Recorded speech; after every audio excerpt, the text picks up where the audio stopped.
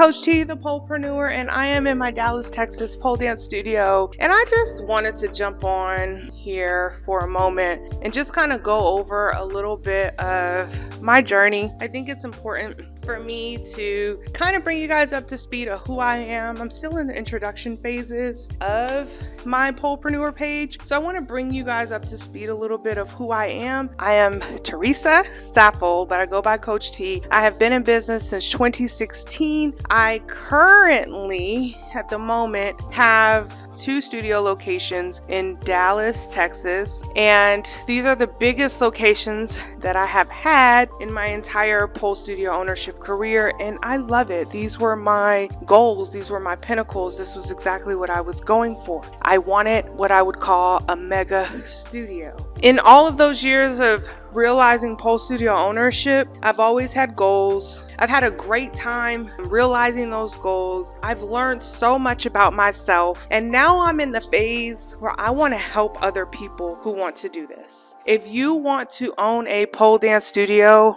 I want to help you. Maybe this is not what you want. Maybe this is overwhelming for you, because it definitely was when I started. I didn't see this in my future when I started, but maybe just a studio with about 5 poles in it is where you want to start. I want to help you because I did have help when I started. I had a mentor. I actually bought an existing location, and she literally helped me. She offered her mentorship to me for a year, and it was the best thing that I ever did. There are so many ins and outs of owning a pole studio that you don't realize. Everything from the services that you offer, to the clients that you attract, to the people that come to you because they want to work with you, to, the people that come to you because they want you to sign up for their services. All of that matters. And what I want is for you guys to understand what's good decisions, what's questionable decisions, what you should not do right away, because there is a thing as growing too fast, just as there's a thing as growing too slow. So I wanted to take this time just to introduce myself as Coach T, the Polepreneur, to give you a little bit of my resume. I've opened up 7 brick-and-mortar pole studios. Yes, in 4 different cities. Okay, actually 5. Sorry. So my very first one was in Richardson, Texas. I had 10 poles. I had 2 spinning poles, and everything else was static. It was 1,000 square feet. It was located inside of a gym, and that gym didn't have any signage on it on the outside, or nothing that you could really see. It was in a corporate district area, and then from there I went and signed my own lease in a retail shopping center in Arlington, Texas. That studio was 1,200 square feet, and that one was started with 8 poles, and it was 1,200 square feet, and it was long and narrow. And that was one that, I had the key to the door. And then I went on and I opened up one called Balk Springs, Texas, which is kind of like Mesquite. It's in Dallas County. And I want to tell y'all on a different day how I really leveraged that location like none other. That one was 1,500 square feet. And that was when I ran into one of the biggest mistakes in opening up a pole studio, which is why I said, y'all need to get help. Don't go invest in no building like this. Because if you go invest in a building like this and you don't know what you're doing, or the people that you're working with, a contractor, doesn't understand the pole industry, guys, you're going to be in trouble. Don't invest your coins into something of the magnitude of a business without getting help. Don't even invest in building a brand without getting help. But that's neither here nor there. I opened up Balk Springs, Texas. It was 1,500 square feet. Like I said, it was really big studio, big boxy studio. And that one I ended up having up to 13 poles. I grew up to 13 poles. And that one was my Achilles heel, but I also leveraged it really well. So I went on from there to open Fort Worth, or it's called Haltom City, so Fort Worth, Texas. That one was a really cute, quaint little studio, 798 square feet. So cute. 6 poles was what I ended up starting with, ended up with 8. It was 6 poles and a stage pole I started with. Ended up with 8. That one right off the highway in a 2 business shopping center. That one definitely came with some of its own challenges. but for the most part, I have a story behind that one I can teach you, as far as like how far should you open up a studio from where you live at? What are some things you need to consider when you do open a studio and start inviting clients out? What about team building, things like that? So that's something I could definitely help you guys with. But that was my smallest studio. It was 798 square feet. Then I went and opened Plano, Texas. So in Plano, Texas, I opened that one. That one was, I think, 1,300 square feet. Learned a lot about that one as well. That one, I enjoyed that landlord so much. He was amazing. I definitely have a story behind that. He was amazing. Very, very, very smart businessman. Took me to dinner. He was a multimillionaire. He was a really nice guy, really able to break down business for me, and I needed it at that time. So that one was in a shopping center in the very corner end. It came with pros and cons, but luckily I had a really good landlord, and that is something that I want to teach you guys on who you get in bed with when it comes to, and I don't mean your landlord, when it comes to business. Be careful about the landlord, because it matters. So, I had some things going on with that location, but the landlord was truly an advocate for me. And then when I opened up the Plano location, I closed Richardson. And so from there, after Plano, I went on to open my first Dallas location. My first Dallas location, which is actually next door from here. And I'll show you all that one as well. But I went and opened that one up. And then shortly thereafter, about 6 months later, I opened up this location, which, as you guys saw, it includes the store. And it has 16 poles, which is the most I've ever had, which was essentially my vision for like a mega pole studio.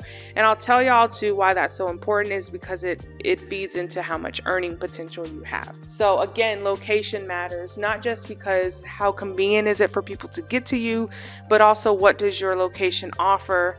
Everything from its surrounding area to your neighbors, to your landlords, to the parking, to the codes, all of it matters. To the condition of the building, to your lease, to the restrictions, to the price. So a lot of the times when you're starting a pole studio, the very first thing that you're thinking about is cost. How am I going to afford this? How am I going to afford this?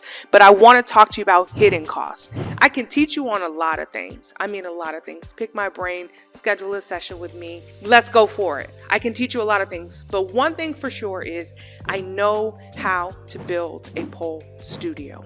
I know how to build a team. When you get to a point which should be very initial and very early on in your stages, you need a team. You need help. You need help. You have to have someone to help you answer calls, answer emails, be responsive, capture your interests. And so a team doesn't necessarily mean somebody teaching next to you immediately, but you have to build a team. I know how to do that. I know why it's important. I know how to make it pay for itself, okay? Make the building pay for itself. I know how to teach you how to market, and I know how to teach you how to diversify. I'm gonna go ahead and give myself some flowers right now, but I am definitely a creative. I built these studios in the middle of COVID.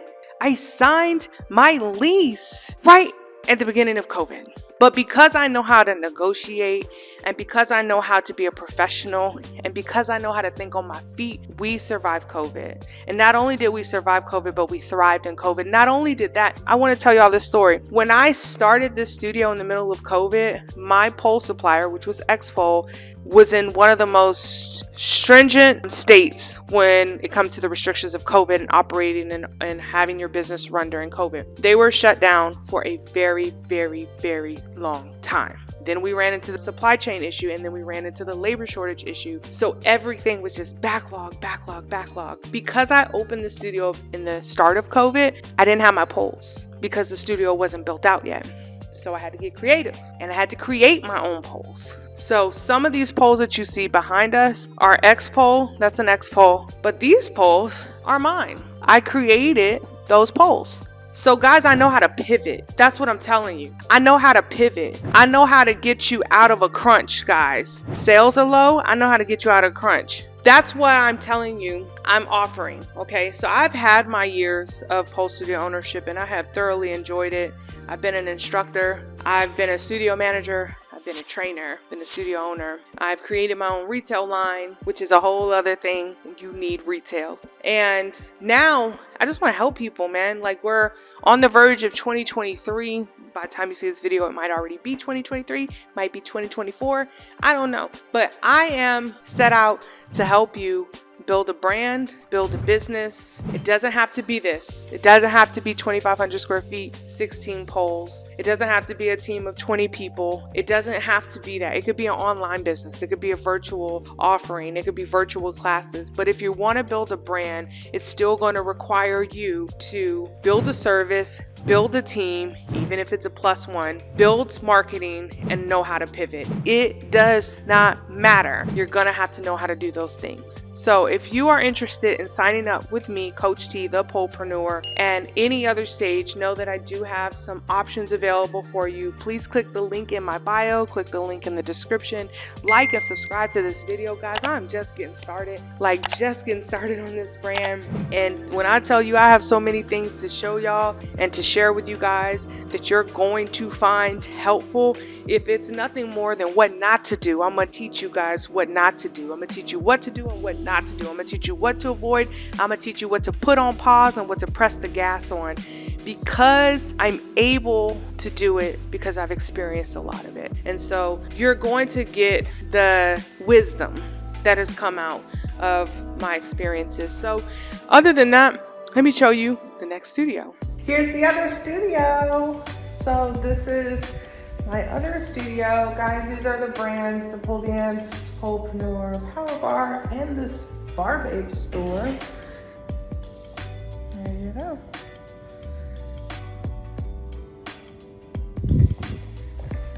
So this was the original studio that I did straight out of COVID. Okay. Straight out of COVID. And this was the one that I had to get very resourceful with when it came to the poles. But this is the Power Bar Dallas fitness location. Studio 1. Thank you so much, guys, for watching. I am Coach T, the Polepreneur. And remember, if you're interested in earning money, learning how to be a pole boss, right? Make money out of the pole industry, turn your passion into profit, please make sure that you reach out to me. Please contact me. Please like and subscribe. Please share this with somebody that you think needs to hear it. I want to help you be successful in the pole dance industry.